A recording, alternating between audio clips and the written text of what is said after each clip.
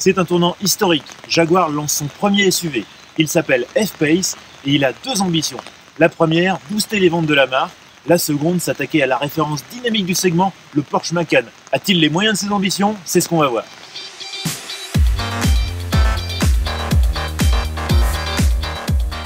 Les SUV représentent déjà un quart du marché français, soit 2 fois plus qu'il y a 5 ans. Ils sont tout simplement devenus incontournables, même pour Jaguar. Voici donc le F-Pace, premier crossover de l'histoire de la marque britannique. Sur le plan du style, en tout cas, la greffe des attributs Jaguar sur les volumes d'un SUV est plutôt réussie. Seule la partie arrière apparaîtra un brin massive. Le F-Pace se distingue par son habitacle spacieux, avec des places arrière accueillantes et un coffre pouvant engloutir 600 décimètres cubes de bagages, soit au bas mot 110 de plus que les rivaux directs. Aux places avant, l'impression d'espace est moins flagrante, mais l'on retrouve non sans plaisir la présentation originale et moderne de la XE, dont le F-Pace reprend la planche de bord. En revanche, l'addition est salée, plus de 81 000 € pour cette version V6 3 litres S de 380 chevaux. Le prix à payer pour avoir un vrai rival de l'épatant Porsche Macan? Autant le dire tout de suite, si le Macan a l'agilité d'un frelon, le F-Pace ça serait plutôt un bon bourdon qui met l'accent sur les qualités familiales et le confort.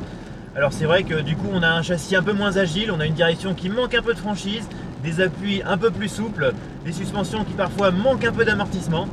Malgré tout, on peut quand même s'amuser, on a un bon équilibre, on a un V6 compresseur très sympa avec une belle sonorité et quand même 380 chevaux, donc autant dire tout de suite qu'on s'ennuie pas au volant. Ce moteur offre une plage d'utilisation large, avec de la souplesse et en même temps un vrai appétit pour les hauts régimes.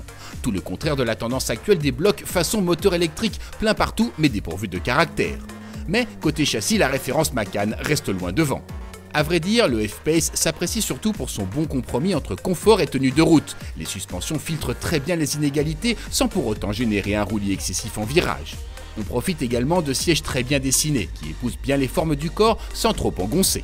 Bref, le SUV britannique a des arguments à faire valoir. S'il n'est pas le plus dynamique du segment, il n'en reste pas moins plutôt doué côté châssis, bien propulsé par son V6 à compresseur, habitable et joliment présenté. Cela suffira-t-il à faire pardonner des tarifs plutôt élevés? À la clientèle de le décider.